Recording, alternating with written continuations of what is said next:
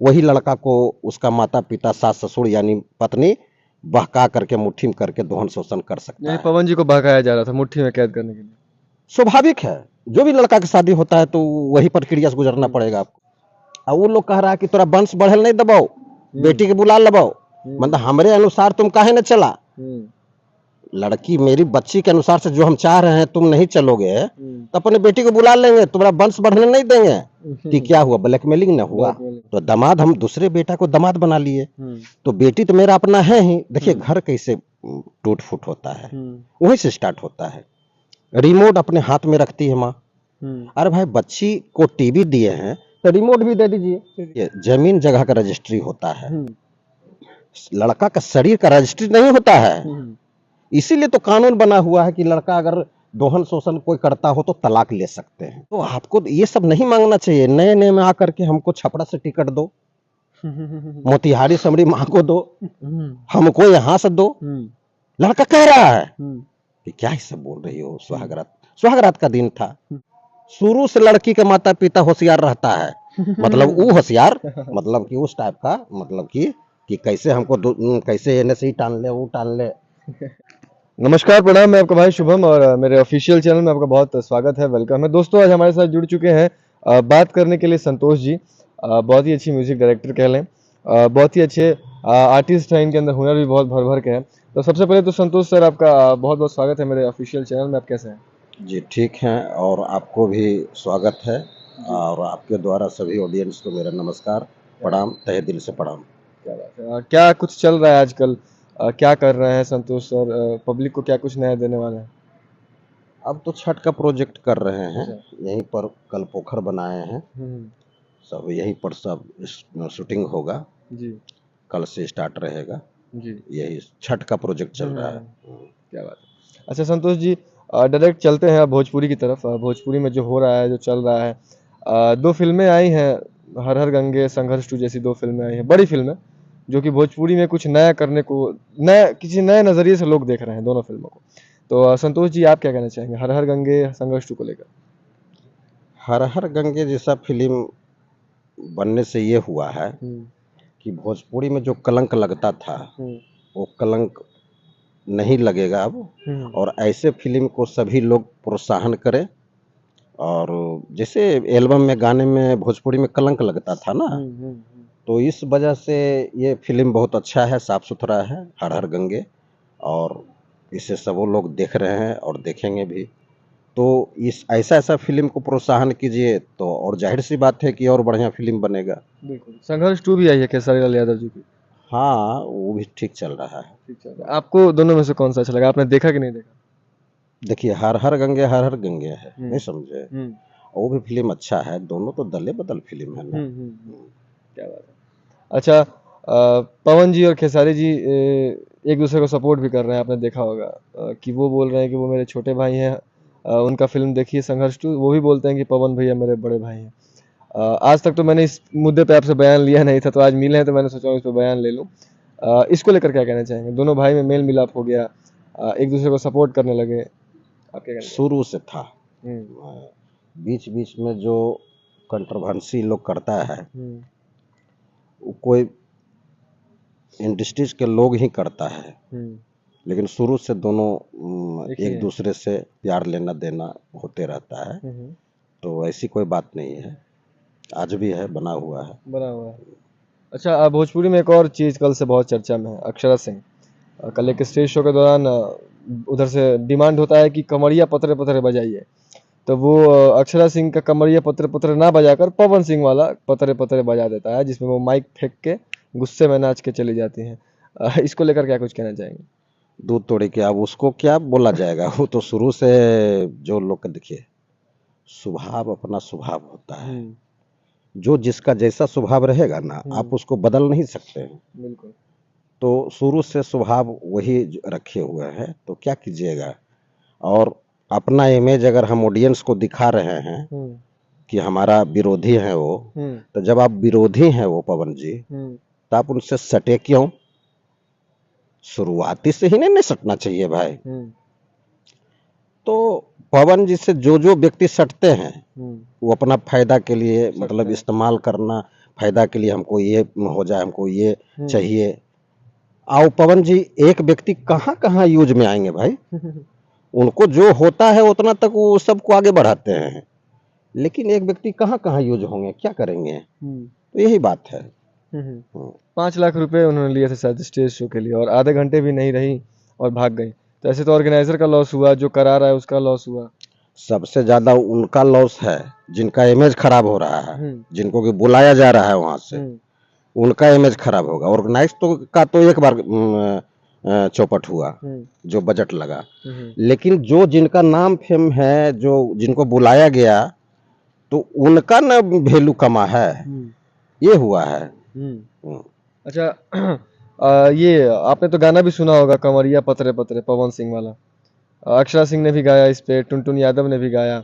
पवन जी की छोटी सी clip viral हो गई थी शूटिंग का, तो सबने उठा उठा गा दिया। तो गाना पवन जी का ही ओरिजिनल था, लेकिन वो स्टेज पे कहती हैं कि गाना हमारा नुहा, अक्षरा सिंह के नुहा। वो पिताजी का नाम सब भुनाना चाहता है। हाँ। पिताजी पिताजी हैं, पिताजी पिताजी हैं। यानी पवन आपको सिंह जो भी, हाँ वही बात है, बाप तो बाप होता है। पिताजी का बाप बाप होता है। अब नाम भुनाते रहिए, उससे और अच्छी बात है ना, हाँ। दिक्कत कहाँ है। जी। अब संतोष जी अपने बारे में कुछ बताएं पब्लिक को, क्या कुछ कहानी रही है, कैसे शुरुआत हुई थी, क्या अभी तक सफर कैसा रहा? हमारा कहानी वही है, हम लोग पहले से बालू साइड में प्रोग्राम करवाते थे, तो ऑर्केस्ट्रा चैताली ग्रुप को लाए थे दिल्ली से, बुलू पापा को रांची से हम लोग लाए थे। मेरे पिताजी अध्यक्ष थे, उन्हीं के डायग्राम में हम लोग काम करते थे। तो हम लोग शुरू से म्यूजिक लाइन में थे, तो फिर स्टूडियो कर लिए पटना में। हमारा 2 स्टूडियो है, संतोषा स्टूडियो मेरे नाम से है, और आरती स्टूडियो मेरी मैडम वाइफ के नाम से है।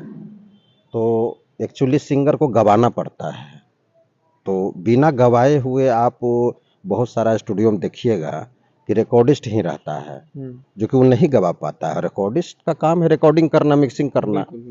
तो एक्चुअली हम रहते हैं तो बेहतर तरीके से गवाते हैं, तो जो बढ़िया गवाएंगे उसी का ना मिक्सिंग बढ़िया होगा भाई। बिल्कुल। तो ये फायदा सिंगर को होता है। देखिए, लड़का लोग क्या है, लड़का लोग, आप जो इसी में सब क्वेश्चन आपका आंसर मिल जाएगा। लड़का लोग खोटा होता है और लड़की गुड़ होती है।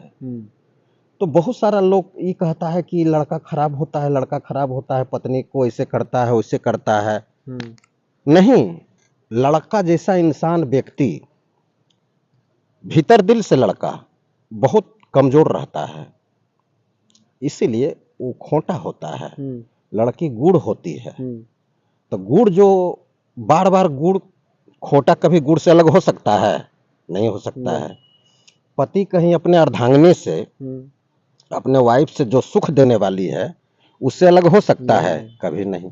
पचने की बात नहीं है। अब देखिए, जब खोटा जब जान जाता है कि गुड़ जहर हो गया है, तो खोटा भी समझदार होता है। तो गुड़ जब जहर हो जाता है, तब खोटा चाहता है कि नहीं नहीं नहीं नहीं नहीं भाई, दूरी बनाओ और मेरा जिंदगी खराब हो जाएगा। तो ये फैक्टर है इसमें, कहीं से कोई पवन जी का या और कोई किन्हीं का गलती नहीं होता है। बड़ा बेबाक बोले थे आप पवन जी और ज्योति जी को लेकर, और ज्योति जी के खिलाफ आपने बोला था कि अक्षरा कान भरती हैं ज्योति का, ये वो बहुत सारी चीजें आपने बोली थी। और फिर उनके पापा का भी बयान आया है, ज्योति जी के पापा का, उसको लेकर क्या कुछ कहना चाहिए? हम किन्हीं का खिलाफ नहीं बोले हैं, न बोलते हैं, फैक्ट वही है, और सच्चाई से मुंह नहीं फेरा जा सकता है। भाई, आप बच्ची हैं जी, आपका कोई उपयोग कर रहा है माता पिता, तो आपको न चाहिए कि मेरा माता पिता क्यों उपयोग कर रहा है। शंख पानी ढड़ा गया, कन्यादान हो गया बच्ची का, बच्ची अपने घर चली गई है। अब बच्ची को आप इस्तेमाल करना चाह रहे हैं, बच्ची दुविधा में फंस जाती है कि उधर मेरे माता पिता का दबाव है कि तुम लड़का को मुट्ठी में करो, और उधर से पति जो होता है, जो पति स्ट्रगल किया है, देखिए जो लड़का स्ट्रगल किया है वो कभी दोहन शोषण में नहीं फंसेगा, और दोहन शोषण में नहीं फंस करके वो अपनी माँ से अलग नहीं हो सकता है। कौन लड़का अलग हो सकता है अपनी माँ से? पत्नी के बहकावे में, सास ससुर के बहकावे में। जो लड़का दुनियादारी नहीं देखा हो, जो लड़का का पिता एसी में रखा हो, लाड़ प्यार से पोसा पाला, पंखा तर हवा खिलाया, अब बड़ा हुआ तो उसको एसी वाला ही काम दे दिया। उसी लड़का को आप दोहन शोषण कर सकते हैं, उसी लड़का को आप मुट्ठी में कर सकते हैं, वही लड़का को उसका माता पिता सास ससुर यानी पत्नी बहका करके मुट्ठी में करके दोहन शोषण कर सकता यही है। पवन जी को बहकाया जा रहा था मुट्ठी में कैद करने के लिए। स्वाभाविक है, जो भी लड़का की शादी होता है तो वही प्रक्रिया से गुजरना पड़ेगा आपको। सबका यही लड़की वाला का चाहत होता है कि हम दामाद तो मेरा सब दिन हो गया ना जी, बिल्कुल। तो दामाद हम दूसरे बेटा को दामाद बना लिए, तो बेटी तो मेरा अपना है ही। देखिए घर कैसे टूट फूट होता है, वहीं से स्टार्ट होता है। रिमोट अपने हाथ में रखती है माँ, अरे भाई बच्ची को टीवी दिए हैं तो रिमोट भी दे दीजिए। हाँ। बच्ची ससुराल जा रही है तो रिमोट अपने हाथ में रखना, बच्ची को अपने स्तर से नचाना और बच्ची के लाग से उस लड़का को भी मुट्ठी में करके नचाना, इसलिए कि लड़का अच्छा पैसा कमाता है, पैसा वाला लड़का है। फैक्टर ये है। तो दूसरी बात है क्या, देखिए जमीन जगह का रजिस्ट्री होता है, लड़का का शरीर का रजिस्ट्री नहीं होता है। इसीलिए तो कानून बना हुआ है कि लड़का अगर दोहन शोषण कोई करता हो तो तलाक ले सकते हैं। आखिर ये कानून कैसे बना? कानून बनाने वाले भी तो बहुत सोच समझ के कानून बनाया होगा। बिल्कुल बिल्कुल। आप देखते होंगे कि कोई मकान का रजिस्ट्री हो गया उसके नाम से, तो उसके नाम से रजिस्ट्री जब हो जाता है तो मकान को कोई कह सकता है कि तलाक दे करके दूसरा को दे दो? नहीं सुने होंगे। तो रजिस्ट्री है, मकान का रजिस्ट्री होता है, जमीन का रजिस्ट्री होता है। और उसी एंगल से आप लड़की का माता पिता सोचिएगा कि सब दिन दामाद हो गया, रजिस्ट्री हो गया, हम इसको जैसे चाहेंगे नचाएंगे, अपना उपयोग लेंगे, ये हो सकता है? नहीं हो सकता है। यही कारण था कि तेज प्रताप जी को जाकर देखिए। तेज प्रताप जी जब देख लिए, अरे भाई आप नए नए आए हैं बाबू, आपको तो सुख उठाना चाहिए। माता पिता आपका इतना बड़ा साम्राज्य खड़ा कर दिया जी, सास ससुर माता पिता ही हुआ, पति इतना बढ़िया शादी हुआ है रजगज से, तो आपको ये सब नहीं मांगना चाहिए। नए नए में आकर के हमको छपरा से टिकट दो, मोतिहारी समरी माँ को दो, हमको यहाँ से दो। लड़का कह रहा है कि क्या ही सब बोल रही हो, सुहागरात का दिन था। तो लड़की कह रहा है नहीं हमको गच्छो, बोलो तुम। अब देखिए इधर का बच्ची पति को तुम ताम से बतियाती है। पहले की जमाना को आप देखिए, आज जितना घर है क्या वो सब बच्ची लक्ष्मी नहीं बस रही है? बहुत बस रही है लक्ष्मी। बिल्कुल बिल्कुल। तो ये चंद 25% का घर में ऐसा क्यों हो रहा है? ऐसा इसलिए हो रहा है कि लड़का है पैसा वाला, लड़की थोड़ा सा 18 में है, लड़का 20-22 पैसा वाला में है। तो जाहिर सी बात है कि लड़की वाला दोहन शोषण करेगा, लड़का को मुट्ठी में करेगा। और ये भी बात होता है कि लड़की वाला अगर कहीं गलती से, लड़की वाला पैसा वाला है, लड़का वाला गरीब घर में प्यार कर लिया लड़की, तो ये तो लड़की के माता पिता होने नहीं देता है, रूम में बंद कर देता है। काहे रूम में बंद कर देता है? शुरू से लड़की के माता पिता होशियार रहता है, मतलब वो होशियार मतलब कि उस टाइप का, मतलब कि कैसे हमको कैसे एने से ही टान ले, वो टान ले। तो भाई बेटी की शादी करके आप बिजनेस करिएगा, ये गलत तरीका है ना। बिल्कुल गलत। शुरू से लड़की का माता पिता नहीं चाहेगा कि मेरी बच्ची अगर प्यार कर लिया उस लड़का से, थोड़ा गरीब लड़का है या कमाता खाता लड़का है, नहीं होने देता है शादी, रूम में बंद कर देता है। और आज तक सुने हैं कि लड़का का माता पिता, लड़का अगर प्यार कर बैठा किसी या गरीब लड़की से या अमीर लड़की से, तो लड़का का माता पिता एक बार समझाता है, रूम में नहीं बंद करता है, समझाता है कि बेटा मान जाओ, हम करेंगे शादी ब्याह। नहीं मानता है, क्योंकि जो प्यार कर लेता है लड़का लड़की, नहीं लड़की मानेगा ना लड़का मानेगा, इसलिए लड़की वाला रूम में बंद कर देता है। आई लड़का वाला अपना बेटा को रूम में नहीं बंद करता है, समझाता है, नहीं मानता है तो उसे कर देता है कि जाए दो, बहू तो आएगी, संतान का उत्पत्ति तो होगा, मेरा वंश बढ़ेगा भाई, पोता होगा, कंधा पर खिलाएंगे। सास सोचती है कि मेरा पोता हो जाएगा, तेल लगाएंगे, पोता को बड़ी मन लगेगा, तब फूकना लाएंगे, बैलून लाएंगे। और लड़का सोचता है कि मेरा भी बेटा बेटी हो जाए, बच्चा बच्ची हो जाए, कि ताकि हम शूटिंग से आवे तो कुछ मिठाई लेते आवेंगे, कुछ खिलौना लेते आएंगे। कौन लड़का का अरमान नहीं रहेगा? बिल्कुल। तो जो लड़का का ये अरमान है जी, वो कैसे अपना घर में गलत करेगा?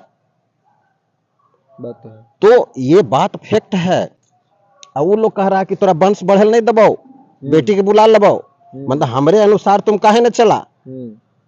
लड़की मेरी बच्ची के अनुसार से जो हम चाह रहे हैं तुम नहीं चलोगे तो अपने बेटी को बुला लेंगे, तुम्हारा वंश बढ़ने नहीं देंगे। कि क्या हुआ, ब्लैकमेलिंग ना हुआ? तो तब लड़का जा करके ये बहुत लास्ट में बहुत मनाता है उसको कि मान जाओ भाई, काहे से कर रहे हो, आ जाओ आ जाओ।